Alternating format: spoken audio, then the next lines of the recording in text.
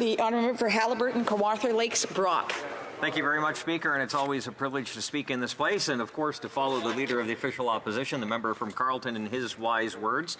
He did finish on the issue of First Nations that are now taking this government to court, at least 133 of them, the bands represented by the Ontario Chiefs, to court to fight what they are calling the discriminatory carbon tax. Now, first and foremost, Speaker, I think we can all agree that it's crucial to recognize, and it's undeniable, the commitment of Indigenous peoples to environmental stewardship and sustainability. And, of course, many communities have deep connections to the land and have for generations practiced a harmonious relationship with nature. But it comes to that which is supposed to be the allegedly most important relationship for this Prime Minister, Indigenous peoples. But we now have 133 Ontario chiefs taking the government to court. Not necessarily something they want to do, something they are forced to do. Headline, APTN. Ontario chiefs are asking for a judicial review of a carbon price regime. Now, I'll read the first paragraph because it highlights exactly what I want to speak to quite perfectly. First Nations leaders in Ontario say Canada needs to fix what they call a discriminatory carbon price system, arguing the federal government failed to address their repeated concerns and back their exemption request only to then issue a carve-out to other parts of Canada.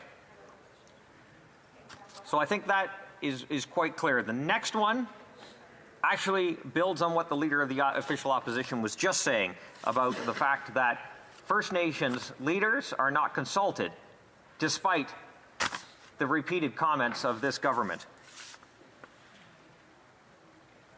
A First Nation leader called the move completely avoidable if only the federal government had showed up to the table. And that's a quote from Abram Benedict, the Grand Chief of the Mohawk Council of Akwesasne and the head of the Chief of Ontario's Environmental Portfolio. So we have Ontario groups saying they are disproportionately hurt by the carbon price tax, saying that they're willing to work with the government to come to a solution, but yet this government doesn't even want to have that conversation.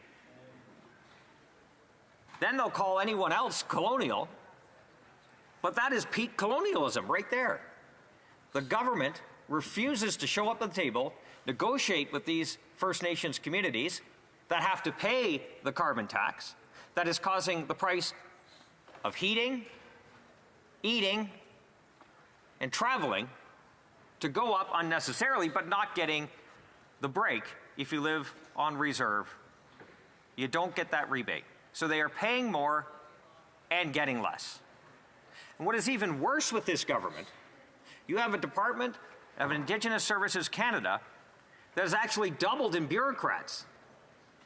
There are almost 9,000 people working in that department, but yet according to their own departmental data, only hitting 18% of their stated goals.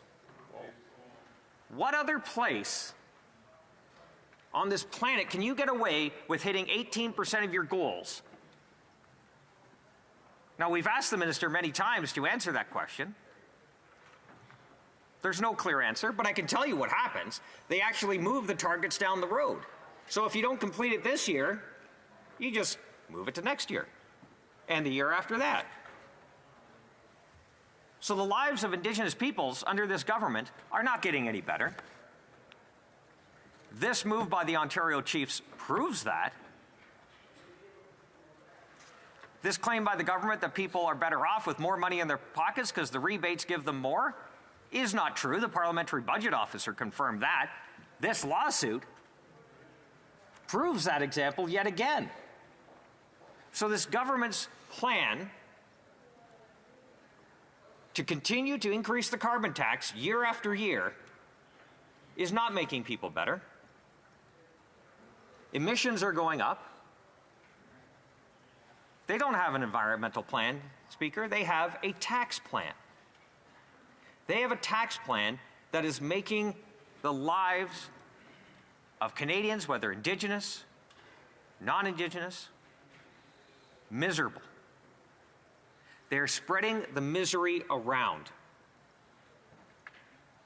Now, it's probably easy for this government, if you can't, under their policies, they can't seem to encourage more to start businesses because under this tax system, the more you make, the more they take. So they'll just keep spreading the misery and bringing people down. And those people are the middle class. And those are the people that are hurting the most. The Environment Minister decides to take a nice trip to the UAE to talk about reducing emissions.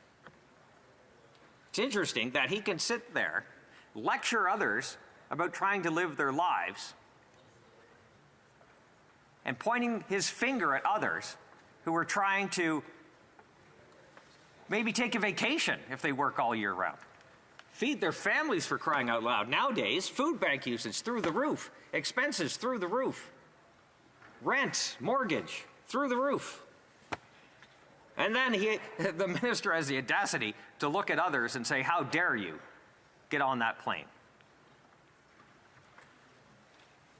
But he bemoans the wealth of others for maybe creating a job through a small business or two, creating opportunity in their community, and then tells them they can't see the fruits of their labor. But he'll take all that life has to offer. I bet you that Environment Minister ate at the best restaurants, stayed at the finest hotels. And now we have 133 Ontario chiefs taking the government to court because that government would not sit at the table, negotiate with this government on a way forward. Something that should be common sense to this government. The fact that they have to get to the point where these communities have to use money better spent for providing services for their people. Now they have to use it to take to court only to try and stop the misery this government is inflicting. Now, in April of 2022, the Auditor General, in what can be called by many a scathing report on carbon pricing, found that Indigenous groups were disproportionately burdened by the Liberal carbon tax. In section 5.60, the report states, Indigenous groups and small and medium-sized enterprises were still disproportionately burdened. The Auditor General also found that Environment and Climate Change Canada had not established any criteria for their assessment of provincial and territorial systems in the federal benchmark to consider the potential disproportionate burden of carbon pricing for all jurisdictions. And unfortunately, in February of this year, in a press release, and I quote, "The reality in First Nations communities is poverty-stricken conditions, along with substantially higher costs for all goods and services in rural and remote communities." I go on to quote, "The fuel charge program has added a costly burden on First Nations who experience far greater poverty and substandard housing and infrastructure than the average Canadian as a result of colonialism. The fuel charge cost of First Nation citizens amounts to another cash grab for Canada, removing several $1 million a year from those people who are least responsible for the climate crisis." That pretty much says it all, Speaker, and I know my time is running short. It's a shame because I have a lot more to say. But this hurt is real for First Nations communities. There's not more money in their pockets because of this government. The housing crisis has not gone away. We see opportunities left and passed by this government. We had leaders from Germany and Japan come to this government saying, we would like to buy your energy. And who would benefit from that energy in a lot of cases? First Nations communities, through jobs, through opportunity, investment, equity stake. And this government just fluffed off the Chancellor of Germany, fluffed off the Prime Minister of Japan. Nope, you can go buy your energy somewhere else. This would have provided some much needed relief for Indigenous communities. But this government, like the carbon tax, they ignore the needs, the wishes, the desires of those First Nations communities. So in our motion, Speaker, we are calling for the carbon tax to be taken off families, for farmers, and for First Nations. Thank you, Speaker.